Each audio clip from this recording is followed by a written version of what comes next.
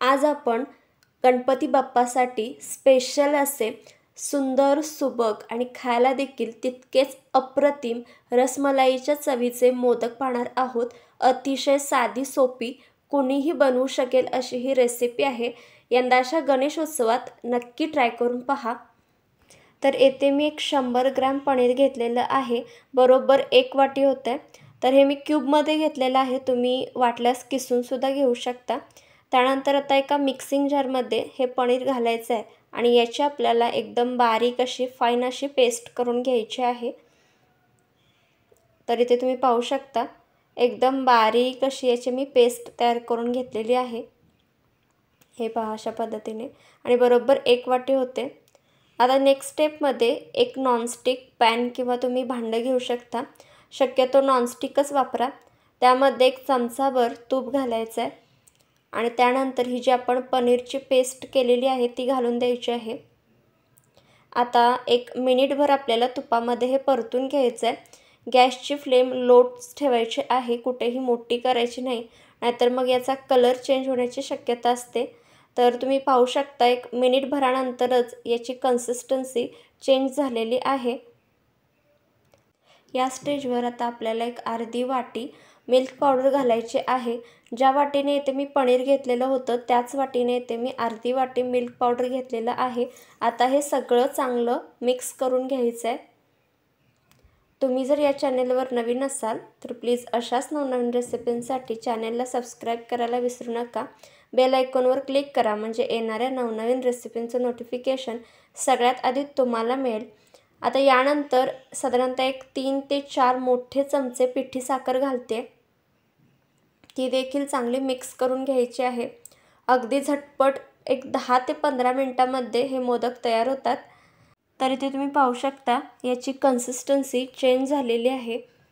आता जरी याची कन्सिस्टन्सी थिक असली तरी हळूहळू हे जे मिश्रण आहे ते आटत जातं. गॅसची फ्लेम लो ठेवायची आणि लो फ्लेमवर आपल्याला हे एकसारखं हलवत राहायचं आहे, म्हणजे मिश्रण खाली लागणार नाही आणि याचा कलर देखील चेंज होणार नाही. तर इथे तुम्ही पाहू शकता मिश्रण हलकं हलकं आटत आलेलं आहे. यामध्ये आपण मिल्क पावडर वापरल्यामुळे हलकासा मिश्रणाला पिवळसर असा कलर येतो. वाटल्यास तुम्ही थोडंसं केशर दूधसुद्धा यामध्ये वापरू शकता. तर इथे तुम्ही पाहू शकता मिश्रण बऱ्यापैकी आपलं घट्टसर झालेलं आहे.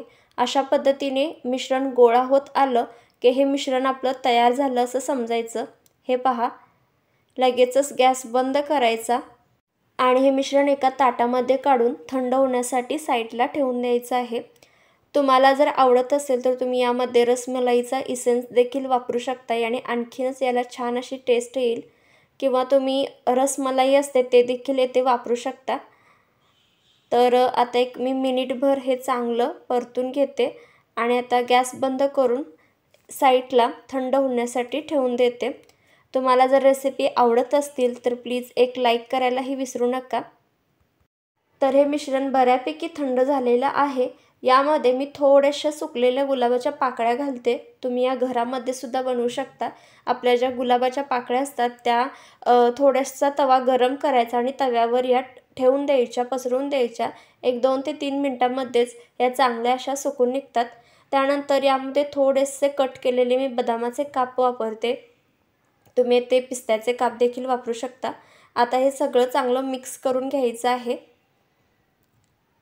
बऱ्यापैकी चांगलं असं थंड झालेलं आहे. तर इथे मी 1 नंबरचा मोदकाचा साचा घेतलेला आहे. दोन्ही साईडने तूप चांगलं असं लावून घेतलेलं आहे आणि थोड्याशा आता यावर गुलाबाच्या पाकळ्या, थोडेसे बदामाचे काप किंवा पिस्त्याचे कापसुद्धा वापरू शकता. ते घालायचे आहेत आणि अशा पद्धतीने साचा बंद करायचा आणि हे मिश्रण या साच्यामध्ये घालायचं आहे अगदी वरपर्यंत. म्हणजे एकदम व्यवस्थित असे नक्षीदार सुबक असे आपले हे मोदक तयार होतात. तुम्ही पाहू शकता किती मस्त असे झालेले आहेत आणि अगदी झटपट तयार होतात. 10 ते 15 मिनिटात हे आपले तयार होतात. दिलेल्या साहित्यामध्ये 8 ते 9 मोदक आरामात तयार होतात. तुम्हाला जर 11 मोदक तयार करायचे असतील तर थोडेसे 50 ग्रॅम म्हणजे 150 ग्रॅम तुम्ही पनीर घेऊ शकता इथे. तर पुन्हा एकदा हलकंसं तूप लावून घ्यायचं आहे साच्याला आणि थोडेसे सुकलेल्या गुलाबाच्या पाकळ्या किंवा ड्रायफ्रूट्स लावून घ्यायचे आणि अशा पद्धतीने या साच्यामध्ये हे मिश्रण घालायचं आहे. आणि आता हे असेच आपण बाकीचे मोदक देखील तयार करून घेणार आहोत. किती सुंदर मोदक तयार झालेले आहेत तुम्ही पाहू शकता. चवीला तर अप्रतिम लागतात. तर अशा पद्धतीने बाकीचे तयार करून घेऊयात. तर इथे आपले मस्त रसमलाईच्या चवीचे सुंदर सुबक असे मोदक तयार झालेले आहेत.